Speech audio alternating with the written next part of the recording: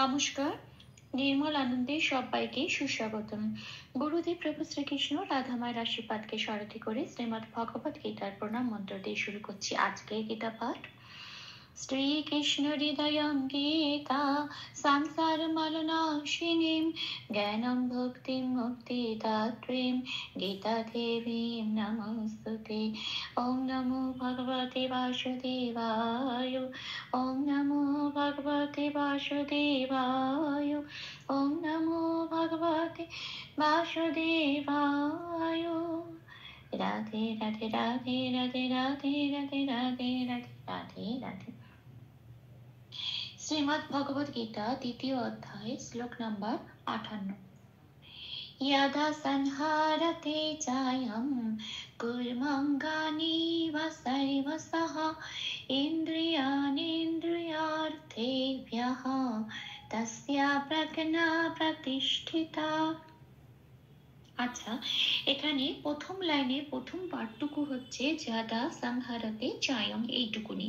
এটা আমি বাংলায় বললাম, এবার দেখি এটাকে কিভাবে সংস্কৃততে উচ্চারণ করব। সেই জন্য বাংলা হরফে একটু প্লাস প্লাস দিয়ে লিখে সাজিয়ে নিয়েছি, কিছু কিছু জায়গায় লাল দিয়েছি। যে যে জায়গাগুলো লাল দিয়েছি চান্টিনী উচ্চারণের সময় সেই জায়গাগুলো উচ্চারিত হবে না, ঠিক ওপরের ব্র্যাকেটে যে অক্ষরগুলো রয়েছে সেগুলো উচ্চারিত হবে। তাহলে এবার দেখি প্রথম লাইনের প্রথম পাঠটা কিভাবে সংস্কৃততে উচ্চারণ করব। আচ্ছা, জাদাতে আমি জয় লাল দিয়েছি, তার কারণ পাশের ক্যালেন্ডারে 1 নম্বরে তালিকাভুক্ত করে দেওয়া আছে জয়ের উচ্চারণ হস্যই প্লাস অন্তস্থ ইয়, সংস্কৃততে ইয় বলে। সেই জন্য উপরে ব্র্যাকেটে হস্যই প্লাস অন্তস্থ ইয় দিয়েছি। তাহলে উচ্চারণটা বাংলা জয়ের মতো হবে না, কি হবে? ইয়।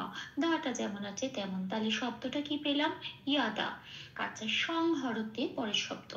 সঙ্গে অনুস্বর আছে এবং অনুস্বরটা শব্দের ভেতরে আছে, শেষ অক্ষর নয়। যদি শেষ অক্ষর না হয়, শব্দের ভেতরে অনুস্বর থাকে, তখন পাশে 6 নম্বর তালিকাভুক্ত করে দেওয়া আছে, সেটা 9 হসন্ত দিয়ে প্রতিস্থাপিত হয়ে যায়। সেই জন্য সানকে আমরা বলবো সান। আচ্ছা, তারপরে হ যেমন আছে তেমন, র যেমন আছে তেমন, কোথাও কোনো হসন্ত নেই, পূর্ণরূপে এই দুটোকে উচ্চারণ করব হ র বলে। আর তেটাও যেমন আছে তেমন। তাহলে শব্দটা কি পেলাম? সান হর তে। আচ্ছা, তারপরে শব্দে আসে চায়ং।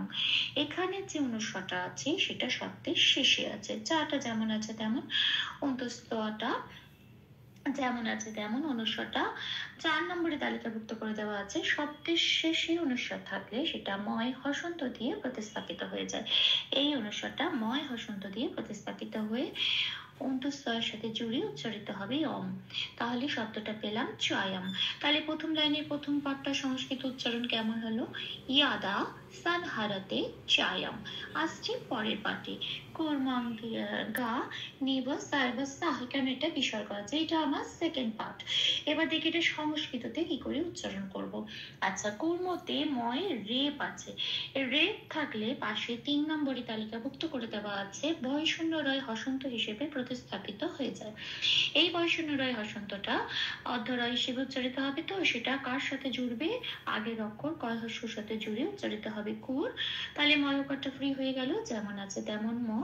আচ্ছা, এরপরে যে অক্ষরটা আছে হয়ের মতো দেখতে, এটা অবগ্রহ। এটা কিন্তু লাল দিয়েছি আমি অবগ্রহটা বোঝানোর জন্য। এর কাজ হচ্ছে পাশের অক্ষরে যেটা আছে আকারিকার, তাকে এক মাত্রা বাড়িয়ে দেওয়া এবং এক মাত্রা টেনে দেওয়া এবং তাকে জোর দিয়ে বলা। যেমন আমরা বলি নমস্তুতে, এই যে নম বলে যে টানটা দিই সেটা অবগ্রহের কাজ, ওখানে একটা অবগ্রহ আছে। হ্যাঁ, তো কাজেই এখানে যেহেতু আমার আগের অক্ষর ময় ওকার আছে, তো ওই ওকারটাকে আমি এক মাত্রা টেনে দেবো। সেই জন্য অবগ্রহের ওই হটা লাল দিয়েছি, ওটা তো উচ্চারণ করবো না, তার বদলে কি উচ্চারণ করব? উপরের বাক্যে যেটা আছে ও, সেটা উচ্চারণ করব। ও কেমন দিলাম? ও কেন দিলাম? কেননা এখানে আগের অক্ষরে ময় ওকার আছে, এই ওকারটাকে আমি একমাত্র টেনে দিলাম। আকার থাকলে আকার দিতাম, ইকার থাকলে ইকার দিতাম, এরকম। তো কুর্ম বলে একবার টেনে দেব। তারপরের অক্ষর একটু যুক্তাক্ষর আছে, ওয়া গয় আকার, সেই জন্য ওয়াটায় হসন্ত দিয়ে বের করে এনে এই অবগ্রহ ওর সাথে জুড়ে উচ্চারণ করব ওম। আর গাটা যেমন আছে তেমন পড়ে থাকবে। তারপরের অক্ষর নয় দিয়ে যেমন আছে তেমন। পরের অক্ষর ব, বটায় লাল দিয়েছি কেন? কারণ বয়ের উচ্চারণ বাংলা বয়ের মতো নয়। সংস্কৃততে বয়ের উচ্চারণ পাশে 2 নম্বরে তালিকাভুক্ত করে দেওয়া আছে। ও প্লাস অ ওয়া, ঠোঁটটা খুলে বলতে হয় ওয়া, সেই জন্য উপরের ব্র্যাকেটে ও প্লাস অ দেওয়া হয়েছে, ওয়া বলতে হবে। তাহলে আমি শব্দটা কি পেলাম? সংস্কৃতের উচ্চারণটা কর্ম ওং গানি ওয়া, এটা। আচ্ছা, তারপরে শব্দে আসি সর্বসা, এখানে একটা বিসর্গ আছে। আচ্ছা, বয় রেপ আছে, একই রকম ভাবে 3 নম্বরে তালিকাভুক্ত করে দেওয়া আছে। ভয় শূন্য রয় হসন্ত, এটা দিয়ে প্রতিস্থাপিত হয়ে যাবে রেপটা, আগের অক্ষদন্তে স্বয়ের সাথে জুড়ে উচ্চারিত হবে। স্যার, বয়ের উচ্চারণটা বোঝানোর জন্য লাল দিয়েছি, উপরের ব্র্যাকেট লিখে দিয়েছি ও প্লাস অ ওয়া, স্যার ওয়া সা।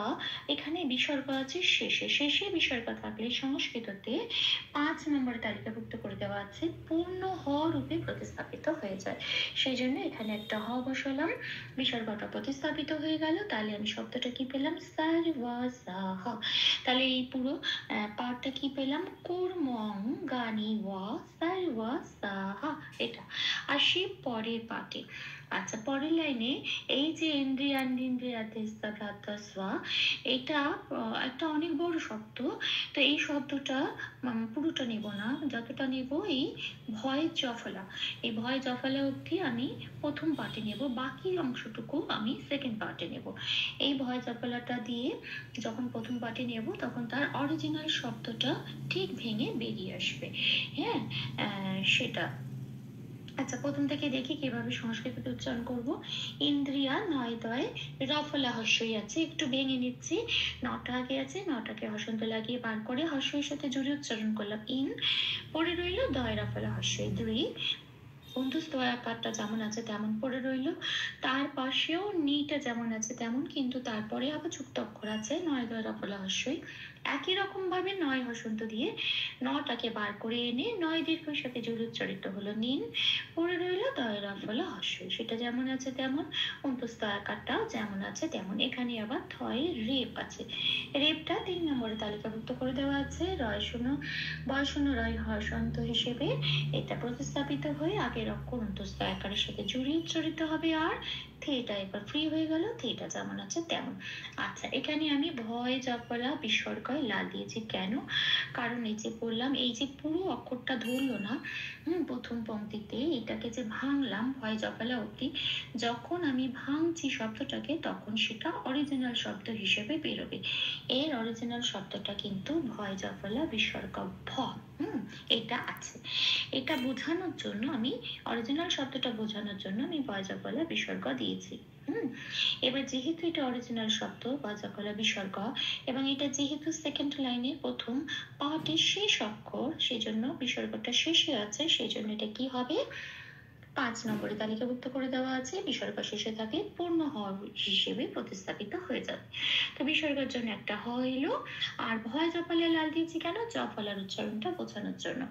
1 নম্বরে তালিকাভুক্ত করে দেওয়া আছে জফলার উচ্চারণ হস্যই প্লাস অন্তস্থ, এটা এবার ভয়ের সাথে পড়িয়ে দিতে হবে। তাহলে ভয় হস্যই প্লাস অন্তস্থ ভিয়, ঠিক এই উচ্চারণটা হবে সংস্কৃততে। তাহলে আমি পুরো লাইনটা উচ্চারণে সংস্কৃতের উচ্চারণটা কিরাম পেলাম? ইন্দ্রিয়া নিন্দ্রিয়ার্থে ভিয়া হ, এটা। আসি পরের পাঠে। আচ্ছা, পরের পাঠটা কোথা থেকে শুরু করব? ওখানে কতটুকু অংশ বাকি ছিল ভয় জফলা অব্দি নিয়ে নিয়েছি। আচ্ছা, এবার এই যে যন্ত্রের শয় তয় থেকে শুরু করব। এখন এখানে বলি, ওটা তো ভয় জফলা বিসর্গ দিয়ে অরিজিনাল শব্দ হিসেবে বেরিয়ে গেল, এবার এখানেও একটা অরিজিনাল শব্দ আছে তাস্তা।